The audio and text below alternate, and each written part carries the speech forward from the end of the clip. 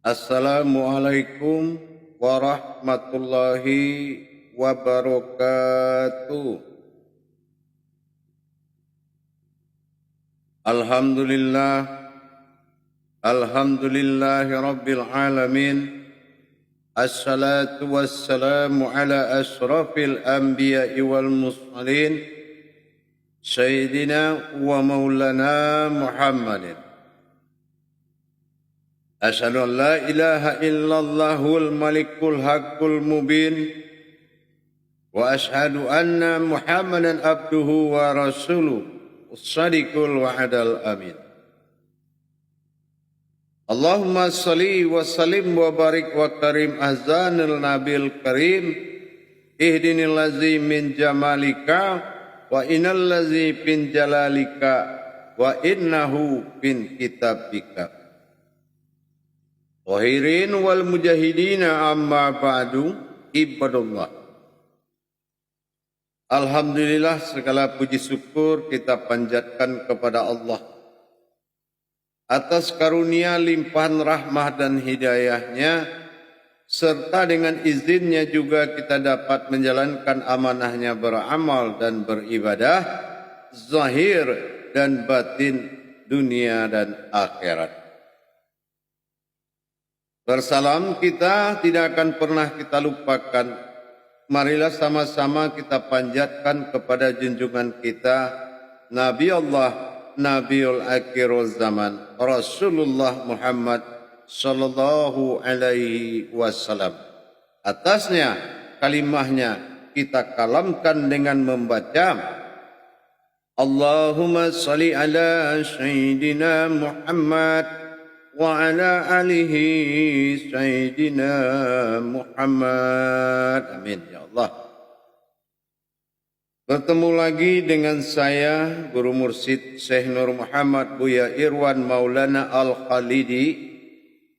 InsyaAllah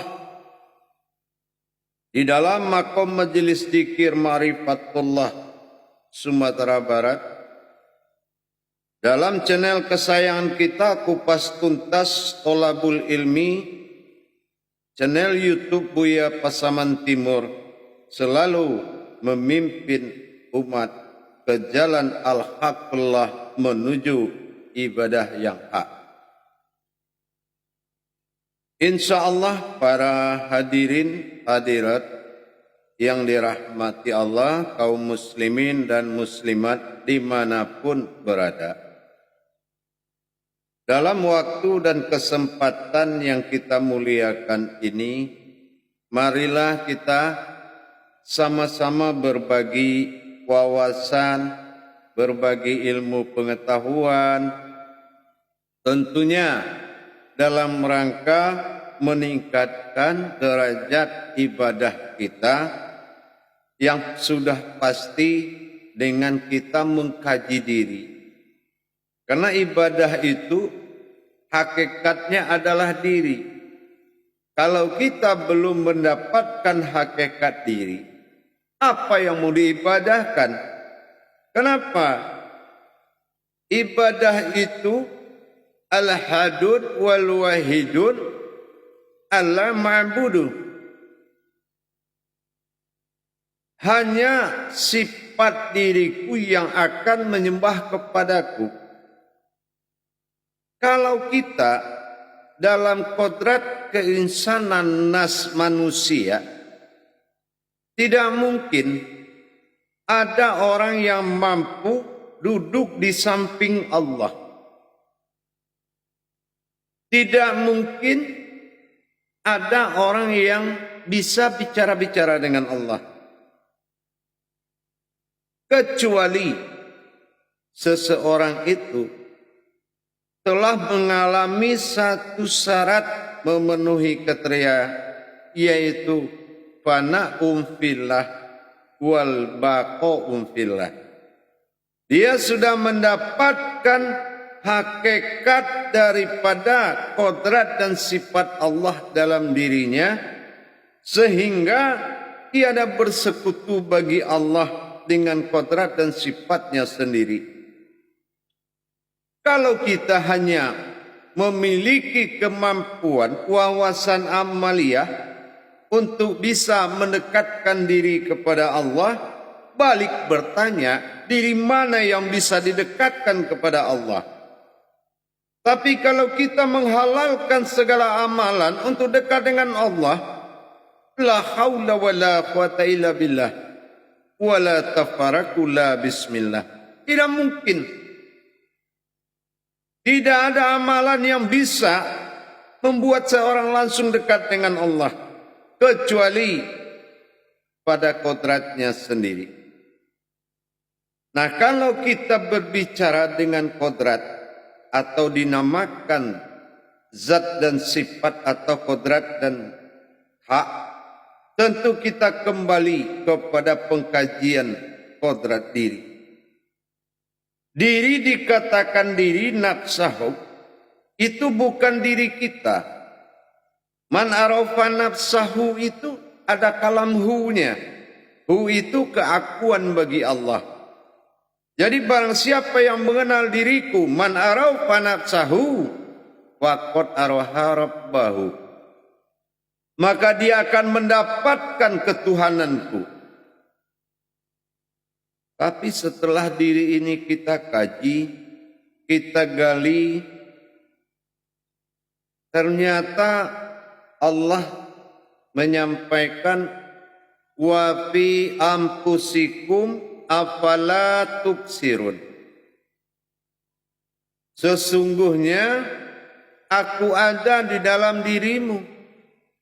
Kenapa tidak engkau pikirkan? Kenapa tidak engkau lihat? Kenapa engkau tidak rasakan? Banyak tasdiknya di situ. Untuk itu, perlulah kita berpikir dengan cerdas. Kenapa? Kita telah pernah mengkaji kodrat-kodrat Allah dalam diri. Ada yang berkodrat hak, ada yang berkodrat zat, ada yang berkodrat sifat. Tapi yang namanya kodrat adalah sesuatu wujud. Contoh kita ambil kodrat zat. Kodrat zat ini adalah makom yang dikatakan adalah makom arasnya Allah. Dikatakan kodrat sifat seperti nur, itu adalah hayat. Kodratnya hayat. Dikatakan pada sifat kodrat batin, itu adalah suatu wujud. Bara'ah bara', sebuah yang menutupi dan menghalangi. Sebuah kekuatan yang menutupi dan menyembunyikan. Dikatakan ada 7 sifat, kodrat, iradat, ilmu, sama, basar, kalam, hayat, itu dinamakan sifat Allah bagi diri bertingkah dalam kodrat zat, nur dan batin. Tapi tingkah yang 7 tadi sampai menghimpun menjadi sebuah batang diri, la maujun illallah, basirun illallah, sami'un illallah, mutakhalimun illallah, ilmun illallah. Semuanya menjadi diri al-haqullah, diri yang halus, yaitu diri sifat. Pertanyaannya, apakah semua diri ini adalah sebuah golongan umat atau golongan Tuhan? Tentu tidak. Karena ini adalah sifatnya Allah, tempat Allah bertajali. Nah, kalau Allah bertajali, kodrat Allah, kodratnya aku, kodratnya Allah sendirinya. Iradat Allah, iradat aku, iradat Allah sendirinya. ilmu Allah, ilmu aku, ilmu Allah sendirinya. Hayat Allah, hayat aku, hayat Allah sendirinya. Kalam Allah, kalam aku, kalam Allah sendirinya. Basar Allah, basar aku, basar Allah sendirinya. Sama Allah, sama aku, sama Allah sendirinya. Jelas 7 sifat. Pertanyaan kedua, apakah kodrat ini memiliki salah satu ciri khas keumatan? Belum. Tentu jawabannya tidak. Kenapa? Itu sifat yang tidak bersekutu dengan Allah. Sifat yang tidak bersekutu dengan Allah. Yang halal dan berhak menjadi titian siratul mustaqimnya diri. Menjadi kodratnya Allah kepada Allah sendiri. Atau al-hadun, al-wahidun wa'alal ma'budun. Hanya diriku yang bisa menghadap kepadaku. Itulah diri tadi. Apakah semua sifat ini sudah dikatakan diri? Belum. Sebelum satu syarat diturunkan oleh Allah. Yaitu bertajalli dalam sifat keumatan. Nah, apa yang bertajalli ke dalam kodrat ini? Inilah yang dinamakan sifat keumatan bagi Allah yang disebut dengan insan. Kalau hanya kodrat dan sifat itu saja, dia tidak bisa menangis, dia tidak bisa merindu, dia tidak bisa kangen sama Allah, merindukan Allah, dia tidak bisa tersenyum untuk Allah. Dia tidak bisa mendekati Allah. Dia tidak punya merasa apapun kepada Allah. Dan dia tidak bisa sholat kepada Allah. Dan dia tidak menerima perintah sholat. Tetapi perjanjian aufu bil augud, la ilaha illallah wa la na'ma'budda bihaqqin. Setelah dikatakan tidak ada Tuhan selain aku, kata Allah, dan jangan salah menyembahku. La ma'budda bihaqqin, la ma'bud bihaqqin. Wa an'buduna hadza siratal mustaqim. Sembahlah aku, itulah jalan yang lurus. Maka karena Allah Tuhan, dikala ilah bernama Tuhan pada waktu badal tunggal wahid, dia ingin menjadi Al-Tuhan, maka dia jadikanlah umat. Dia ingin dipanggil dengan nama Allah. Ternyata kodrat yang diturunkan berawal dari 4 kodrat. Alif, zat, lam, sifat.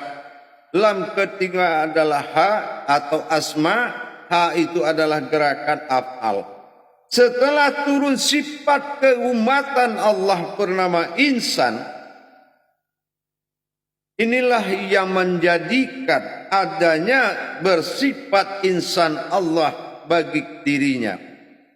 Bersifat insan Allah pada kodratnya, maka datanglah keinsanan Allah masuk ke dalam diri kodrat tadi yang kita sebut dengan diri.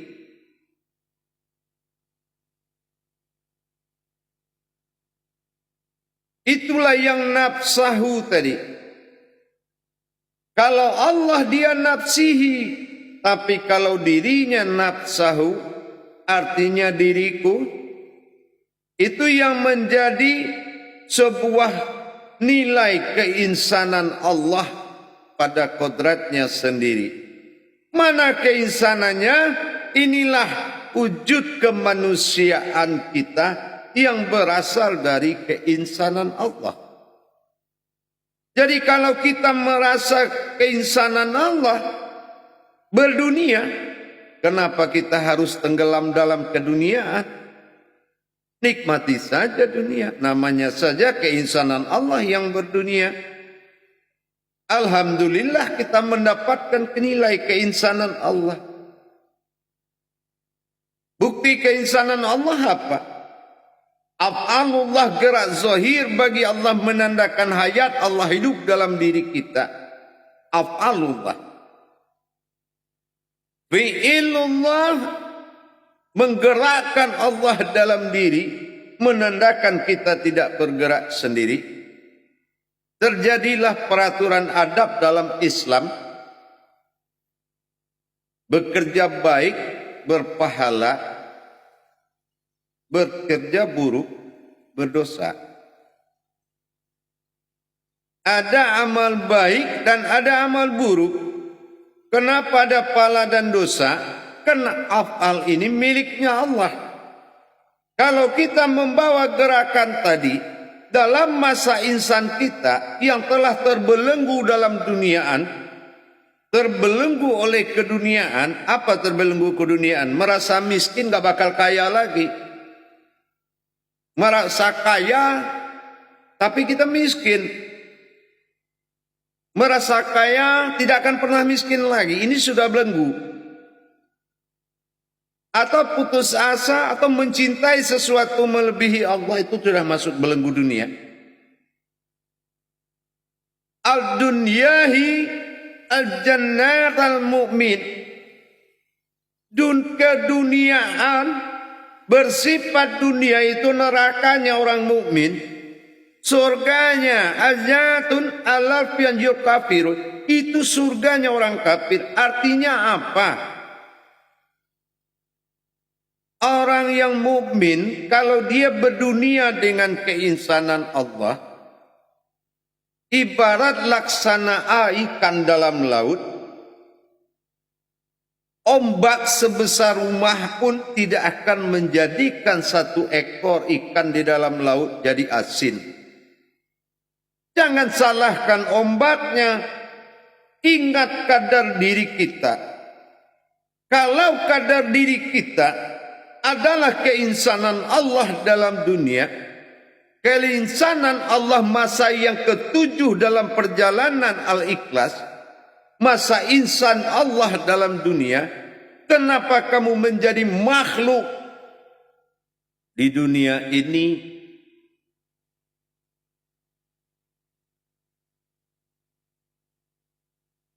Mana yang kembali menjadi kodrat keinsanan Allah tadi?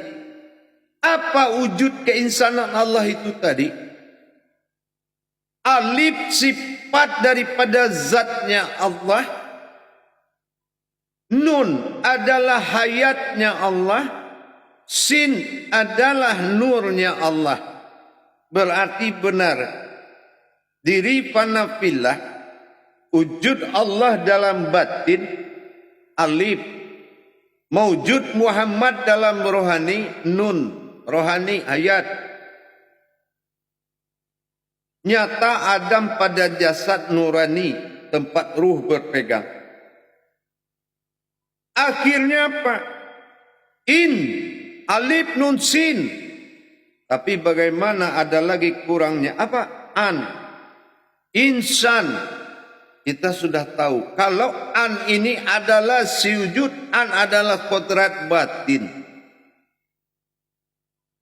Jadi kalau alif nun sin an itu adalah kemanusiaan Allah dalam diri, kenapa kita tenggelam dalam nasib, tenggelam dalam keinginan, tenggelam dalam kecintaan, tenggelam dalam harta? Akhirnya Allah tidak bisa menyalurkan dengan sifat iradahnya. Alam kehendak Allah dalam diri adalah insan. Bagaimana Allah mengkabulkan doaku kalau keinsananmu tidak berdiri?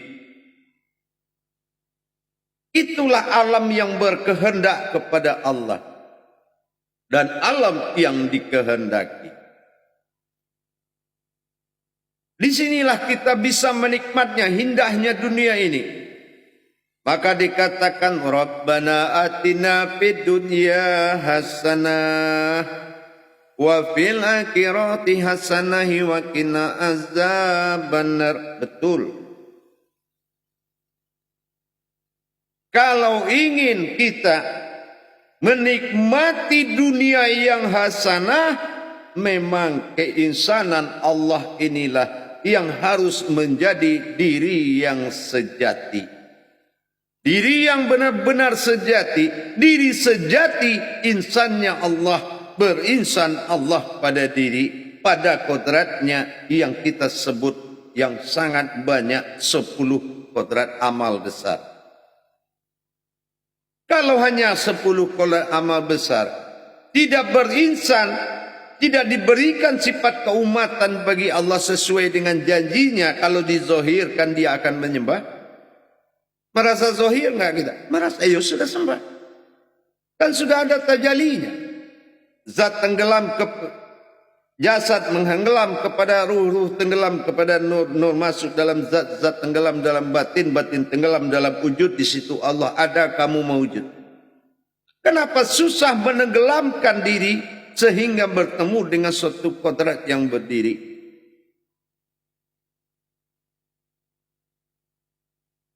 Hadirin dan hadirat jamaah rahimakumullah. Jangan digeser lagi, berpindah lagi ke makhlukan. Apa kemakhlukan? Kalau kemakhlukan itu makan untuk hidup. Tapi kalau pindah kodrat menjadi sifat melata awam, laksana sebuah kehidupan, dibalik jadinya menjadi sebuah kodrat yang hidupnya untuk makan. Kalau memang keinsanan Allah dalam sifat kemanusiaan, makan untuk hidup. Tapi kalau turun derajatmu kepada sifat keumatan dan sifat kemakhlukan,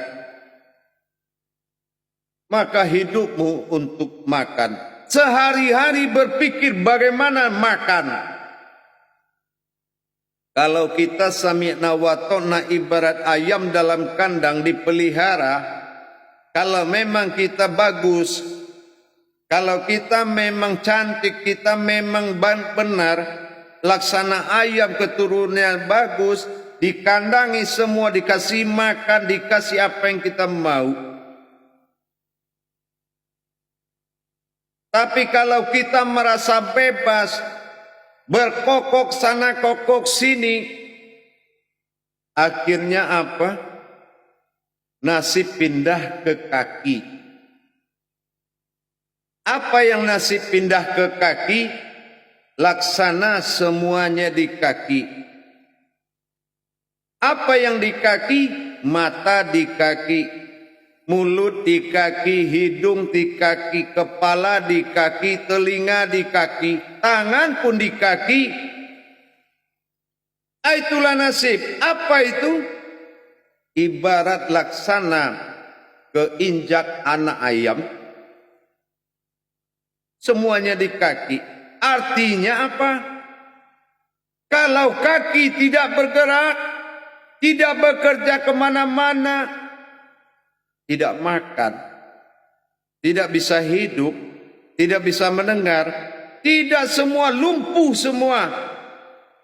Harusnya bukan dari kaki nasib itu, yaitu dari Allah. Kalau Allah yang memiliki keinsanannya di dirimu, kenapa kamu takut hidup? Karena kamu menjadi insannya dirimu, bukan insannya Allah. Maka kamu menghalalkan segala cara. Dalam satu riwayat Rasulullah di saat menuju ke sakaratul mautnya, beliau sempat duduk lagi dan Jibril berdiri di kaki, Israel berdiri di kepala, di atas ujung kaki dan kepalanya. Mereka bertanya, "Ya Rasul, kenapa duduk lagi? Adakah yang kau takuti selain dari Allah?" Rasul jawab, "Iya, ada." "Apa Rasul?" "Dikala umatku, dikala aku meninggal nanti, umatku akan mengalami dua masalah besar. Sesungguhnya masalah ini kalau dia dekat dengan Allah, kalau dia menyadari siapa itu Allah, maka dia terlepas dari dua perkara itu." "Apa itu ya Rasul?" Kata Jibril dengan Israel. Pertama, besarnya rasa hidup cemas. Besarnya rasa cemas, takut miskin. Sehingga dia lakukan apa saja untuk memberantas kemiskinan dia. Mau halal, mau haram, karena dia takut miskin. Nah, yang kedua, besarnya rasa takut sehingga dia memohon minta tolong ke siapa saja, dan dia tidak peduli Allah ada dalam dirinya. Ternyata benar para hadirin, sekarang inilah yang bergejolak di zaman baninya Adam, umatnya Muhammad, yaitu cemas hidup susah dan takut melebihi diri sendiri sehingga mencari pertolongan kemanapun karena besarnya rasa takut dalam dirinya.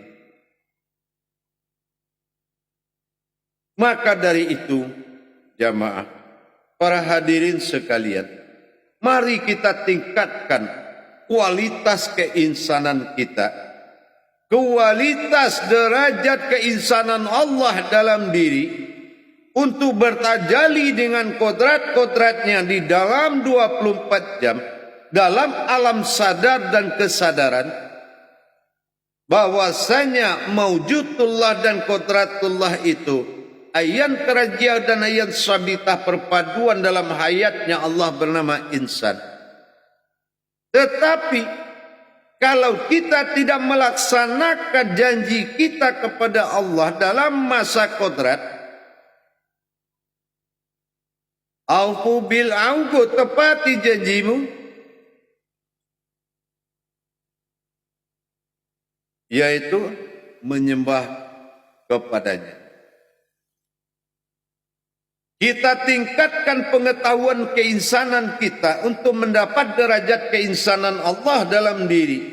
Pertama, dinaikkan pengetahuan hakikat sehingga dapatlah kita derajat insan kamil. Yang kedua, kita tingkatkan pengetahuan kepada ma'rifatnya kepada Allah. Maka dapatlah insan mukamil. Dan kita tingkatkan rasa dan hati perasaan kepada Allah, maka naiklah tingkat keinsanan kita menjadi insan kamil muzamil. Bukan kamil mukamil lagi, bukan kamil lagi, kamil muzamil, yaitu insan yang merindu kepada Allah. Kita bawa kodrat Allah dalam perintah syahadah ahad. Kumpulkan dan langsungkan menyatukan menjadi satu. Allahu Akbar. Syahadat ihram.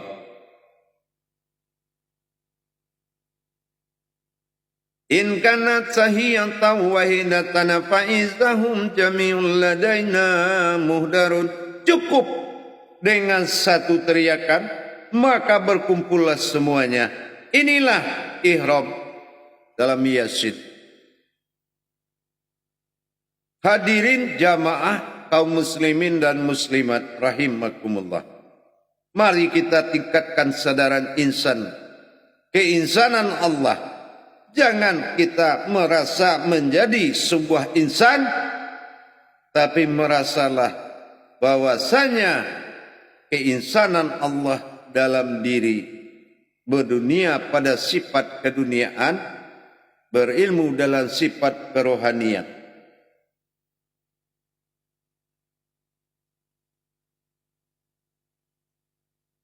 Makanya dikatakan yang memiliki perasaan itu hanya insan, yang memiliki hati nurani hanya insan, dan memiliki jiwa itu hanya insan.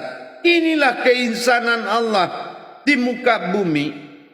Kitalah keinsanannya Allah yang dinamakan ruhi alal rohani. Inilah rohani yang diwarisi oleh diri kita daripada Muhammad sallallahu alaihi wasallam. Pewaris rohani kita. Itulah pentingnya sebuah keinsanan.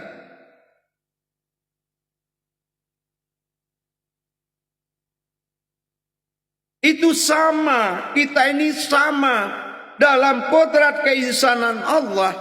Itu sama. Makanya di dalam pengenalan sifat-sifat Allah, alif lam lam ha, marifatul izzatullah, yang dilarang, kita disuruh mengenal zatnya Allah, tapi yang tidak boleh ma'firatul izzatullah, mengatakan zat itu banyak, atau marifatul sifatullah, mengenal Allah dalam sifatnya, ya. Yang tidak boleh ma'firatul sifatullah, mengatakan sifat Allah itu banyak. Oh, kamu beda lah sama saya. Tidak boleh begitu. Zat Allah di sifatmu ya beda sama saya. Itu juga tidak boleh. Nah, itulah insan tadi. Kodrat Allah jangan dipersekutukan dengan mengatakan banyak. Sifat Allah jangan dipersekutukan dengan mengatakan banyak. Zat sifat apapun itu yang datang daripada Allah, yang menjadi kodratnya, yang akan menghadap dan sujud kepadanya, jangan dipersekutukan dalam pandangan banyak dan berbeda. Mukhalifatul hawadis, yang dikatakan Allah menciptakan segala satu perbedaan, adalah wajhatu wajhiyya lillazi fatarus samawati wal ard. Hanya wajah. Itu menandakan laisa kamisli min sayun. Perbuatan Allah tidak ada yang setara dan menyetarai. Makanya kita mendapatkan kodrat-kodrat, mencari kodrat-kodrat Allah dalam diri kita, tentunya dengan meningkatkan kekuatan keinsanannya Allah dalam diri, yang merindu, yang mencintai, yang berhati, yang berperasaan. Ibarat dalam sebuah lagu yang pernah saya dengar, perasaan insan sama. Nah, ini dia. Yang memiliki suatu perasaan itu insan. Kalau kita sudah memahami keinsanan diri kita di dalam sifat kodratnya Allah, maka nur main dalam pensaksian akan membuka ijab, maka kesempurnaan semakin tinggi. Insya Allah para jemaah sekalian, mudah-mudahan bermanfaat bagi kita semua sebagai tolak ukur untuk merasa dan meningkatkan nilai kodrat ibadah, derajat ibadah, terutama kodratnya diri. Beribadah yang utama adalah ibadullah. Bagaimana diri bisa beribadah dalam bentuk jelas ketuhanan dan jelas keumatan dalam hidup sehari-hari. Insya Allah mudah-mudahan bermanfaat buat kita semua. Akhirul kalam, wabillahi wattaufiq wal hidayah. Wassalamu alaikum warahmatullahi wabarakatuh.